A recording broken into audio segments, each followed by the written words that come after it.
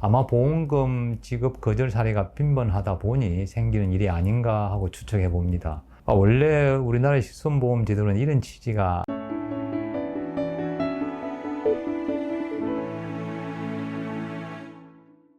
네, 안녕하십니까. KCS 하지정맥류 네트워크 김창수 원장입니다. 지난번 영상에서 하지정맥류가 많이 진행되지 않았을 때는 초음파에서 역류하는 소견이 때에 따라서 보이는 경우도 있고 보이지 않는 경우가 있다고 말씀드렸습니다. 오늘은 최근 환자분 중에서 유사한 경우가 있어서 말씀드려 볼까 합니다.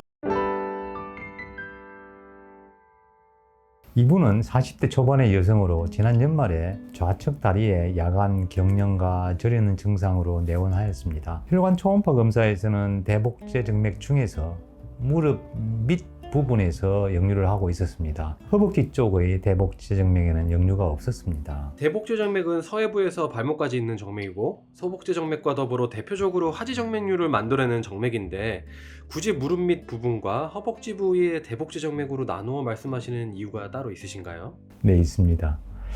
작년, 즉 2023년 7월 이전까지는 실손보험회사에서 역류하는 부위가 대복제 정맥의 어느 부위와 관계없이 역류만 하면 보험 가입자에게 보험금 지급을 하였습니다. 하지만 2023년 7월 이후부터는 금감원이나 실손보험사 등의 예고나 공지 없이 의료 자문의 형태를 빌려서 무릎 밑에서만 역류하는 대복제 정맥인 경우에는 보험금 지급을 지연하거나 지급하지 않는 경우가 생기기 시작했습니다. 보험 가입자들은 보험금 지급을 못 받는 등의 피해가 많았겠네요. 그렇습니다. 저희들은 예전과 같이 수술적인 치료가 도움이 되거나 하면 수술을 권하고 보존적인 치료가 더 도움이 되는 경우에는 약물 복용이나 스타킹 착용 등을 권하여 왔습니다. 그런데 작년 7월 이후부터는 환자들의 직업적인 특성, 정맥류 상태와는 무관하게 무릎 이하 부위의 수술적 치료에 대한 보험금 미지급 현상이 지속적으로 발생하니 많이 당혹스러웠습니다.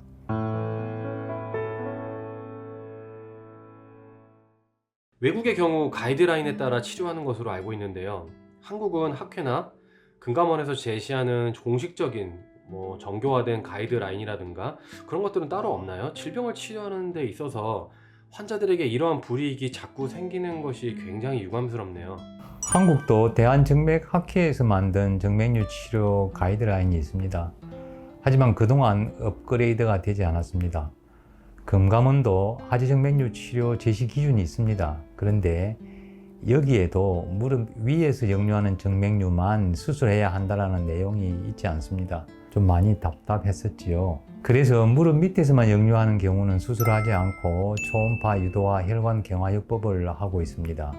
무릎 밑에서만 역류하는 경우는 수술하지 않고 초음파 보면서 주사 치료한다는 말씀이시죠? 맞습니다. 다시 본론으로 들어가서 말씀드리겠습니다. 그래서 40대 여성인 이분에게는 자초지종을 설명하고 초음파 유도와 혈관 경화요법을 2주 간격으로 2회에 걸쳐서 하였습니다. 그리고 약 3주 전에 치료의 경과를 보기 위해서 내원하시게 되었습니다. 좌측 대복제 정맥 전체를 다시 검사했는데 무릎 위의 대복제 정맥에서도 역류가 있는 것입니다. 0.5초 이상 역류하면 하지정맥류인데 거의 2초 정도 역류하는 것입니다. 좀 당황스러우셨겠습니다. 꼭 그러지는 않았습니다. 드물지만 이런 경우가 있습니다. 요즘은 환자분들이 진단을 받고 나서 보험사에 전화를 해서 정맥류 수술을 받아도 되냐고 물어보나 봅니다. 아마 보험금 지급 거절 사례가 빈번하다 보니 생기는 일이 아닌가 하고 추측해 봅니다.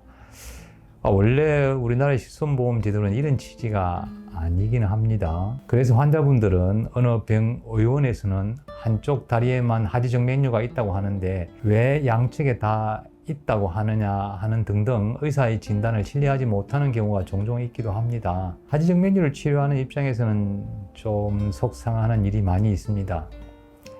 정맥류를 만들어내는 대복제 정맥이나 소복제 정맥에서 역류하는 소견이 있는데 없다고 할 수도 없고 없는데 있다고 할 수도 없는 일이지요.